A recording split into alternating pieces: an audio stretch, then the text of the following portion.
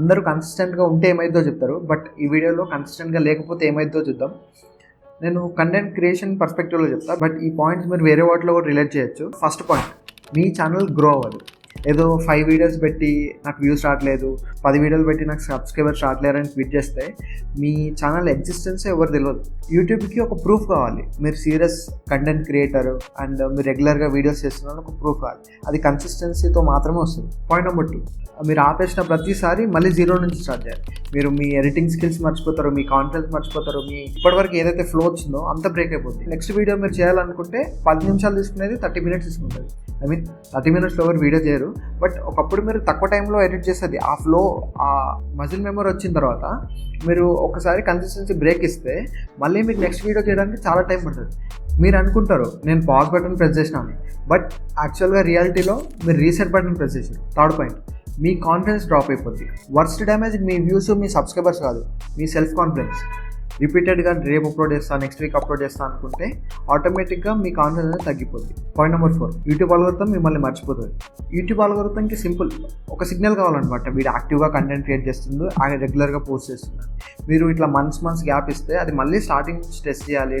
And మీరు మీ comeback ఇచ్చినప్పుడు కూడా అది కొంచెం డిఫికల్ట్ అవుతుంది అనమాట. మీకు స్టార్టింగ్ వచ్చినంత రీచ్ అవ్వదు, సో మీ ప్రోగ్రెస్ అనేది డౌన్ అయిపోతుంది. పాయింట్ నెంబర్ 5, ఆపర్చునిటీస్ మిస్ అవ్వచ్చు. ఏమో మేబీ మీ నెక్స్ట్ వీడియో వైరల్ అయ్యేదేమో, నెక్స్ట్ వీడియో వల్ల స్పాన్సర్ వస్తుండేనేమో, మేబీ ఆ నెక్స్ట్ వీడియో వల్ల మానిటైజేషన్ ఎనేబుల్ అవుతుండేమో. మీరు గ్యాప్ చేసుకోవడం వల్ల ఇదంతా వెళ్ళిపోయింది కదా, ఇన్ని మంత్స్ కష్టం మొత్తం వెళ్ళిపోయింది. పాయింట్ నెంబర్ 6, స్కిల్స్ ఇంప్రూవ్ అవ్వవు. ఏ స్కిల్ అయినా మనం ప్రాక్టీస్ చేస్తూ ఉంటేనే ఇంప్రూవ్ అవుతాయి. సో కంటెంట్ క్రియేషన్ అంటే camera speaking, editing, script writing, మీరు ఇట్లా గ్యాప్ చేసుకుంటూ వెళ్తే ఆటోమేటిక్గా ఇవన్నీ మీరు మర్చిపోతారు. పాయింట్ నెంబర్ 7, కంపారిజన్ ఎక్కువ అవుతుంది.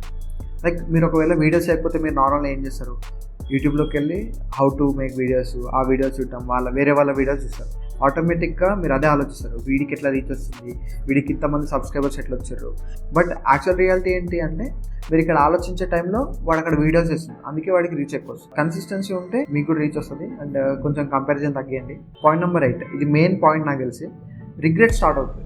లైక్ మీకు అనిపిస్తుంది 2020 కంటే ముందు యూట్యూబ్ స్టార్ట్ చేసి ఉంటే బాగా గ్రోత్ వస్తుండే, ఆ టైంలో అసలు అంత కంటెంట్ క్రియేటర్స్ కూడా లేకుండే, కన్సిస్టెంట్గా లేకపోతే 1 year తర్వాత మీకు అనిపిస్తుంది అరే అప్పుడు చేసి ఉంటే అయిపోతుండే, వేస్ట్గా బ్రేక్ ఇచ్చిన. తర్వాత వెళ్ళి రిగ్రెట్ అయ్యే బదులు ఇప్పుడే కన్సిస్టెన్సీ మెయింటైన్ చేస్తే బెటర్ కదా. వ్యూస్, సబ్స్క్రైబర్స్ లేకపోవడం కంటే ఈ ఫీలింగ్ చాలా పెయిన్ఫుల్ ఇంకా. అండ్ పాయింట్ నెంబర్ 9, మీ కంటెంట్ క్రియేటర్ ఐడెంటిటీని పోగొట్టుకుంటారు. కన్సిస్టెన్సీ లేకుండా కంటెంట్ క్రియేటర్ అవ్వలేము. మన ఐడెంటిటీ కన్సిస్టెన్సీతోనే ఇంప్రూవ్ అవుతుంది. ఫైనల్ మెసేజ్, కంటెంట్ క్రియేషన్లో బిగ్ మిస్టేక్ కెమెరా కాదు, బ్యాడ్ క్వాలిటీ కాదు, బ్యాడ్ రేటింగ్ కాదు, లో వ్యూస్ కాదు. బిగ్గెస్ట్ మిస్టేక్ క్విట్ అవ్వడం. ఎందుకంటే లో వ్యూస్ ఉన్న క్రియేటర్ ఇంప్రూవ్ అవ్వచ్చు, కానీ అసలు వీడియోస్ అప్లోడ్ చేయని క్రియేటర్ ఎప్పటికీ గ్రో అవ్వదు. కన్సిస్టెన్సీ ఏం మ్యాజిక్ కాదు, కన్సిస్టెన్సీ లేకుండా గ్రో అవ్వడం ఆల్మోస్ట్ ఇంపాసిబుల్.